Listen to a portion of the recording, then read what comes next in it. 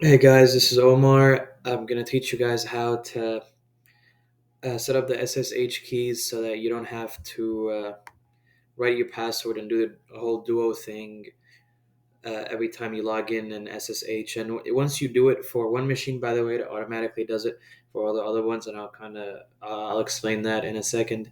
And yeah, once you do it once, you never have to you log in using your password in Duo for any other class ever at the U. So ignore all this code on the right. This is my homework for another class. It's not important. This is kind of the notepad text file that contains all the instructions. I will provide that also in my Piazza post because it's actually very simple to set up this SSH keyless entry thing. So first thing is that you want to open up your terminal. I prefer PowerShell on Windows. I don't know what the substitute is for Mac. But you want to open up your terminal and you're going to want to type in this exact command. And this exact command generates a private and a public key. And once you type it in, you'll just want to click enter twice. It's going to ask you where to save it, and we want to save it in that default file. And I clicked enter once, and it's asking me to overwrite it because I already obviously have done this, and I don't want to overwrite it because that personally would mess up my stuff. But for you, you would just keep clicking through until it generates the key, and you'll know it generated the key when this image pops up in your terminal. That means that the key has been generated and is ready to go. And then your next step is to SSH into kind of the lab machine that you want to start this on. It's not super relevant which one you choose. I like to use the login ones because they're the simplest to type and they just kind of make sense in my head.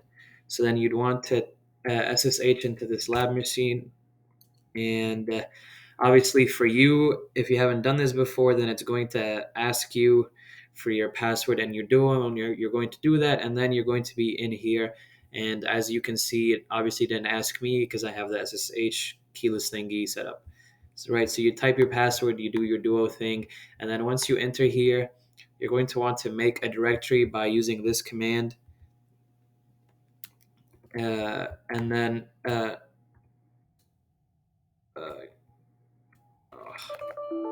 forgot that you can't copy paste in here, but you see this command right here.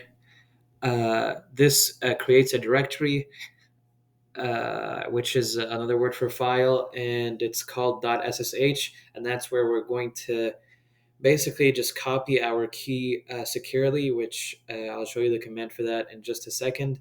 And then after you type the make directory .ssh, you'll want to just exit your connection, which is very easy to do. But let me prove to you guys that my .ssh does exist. I believe I can just cd into it, ssh. Yeah. So as you can see, uh, I already have a .ssh, and I just CD'd into it. So I'm now in scope for that folder. And here I have my authorized keys. Da, da, da, da, da. I'll explain how to move that stuff in there in just a second. So you just made your directory .ssh, and then you just want to type exit. That disconnects your connection. And then after that, you'll want to type in this long ass command into your terminal.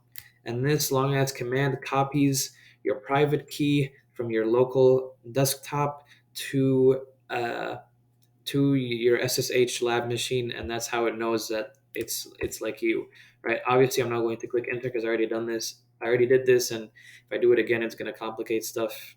So you want to type this in. By the way, that's my this ELGOH 003 is my personal UMN ID or whatever, and you'll want to input yours instead of mine. And then, so yeah, you'll click enter, and then it's going to copy the stuff in there, and it's going to ask you. And once you click enter on that, it's going to ask you for your password, your UMN password, and it's going to ask you for your duo one last time. And then now you could SSH into whatever forever. As you guys saw earlier, I SSH'd into login one, no issues instantly. But I'll kind of show you how to make that even easier in VS Code. You'll click on this open remote window thing, and you'll want to connect to host. And then after that, you'll want to add new SSH host. And all you're going to need to do is basically just type in that command. Uh, yeah, type in this command basically. And then when you click enter, it's going to connect. I think it might do like the whole config thing or whatever. But once you click enter, it's going to like do some config stuff, and then it might not SSH immediately. But after you do that, it's going to pop in right here. So after you do what I just did, you'll find it over here. And if you click on any of these, it will just automatically SSH for you. But like as you can see, I have like login 1, 2, 3, 4, 5, 6, 7, 8, and then these two, and that's because for each single one, what I did is that I clicked on add new SSH host. I wrote the SSH command, and then I changed up the number. I believe there's 8 of them.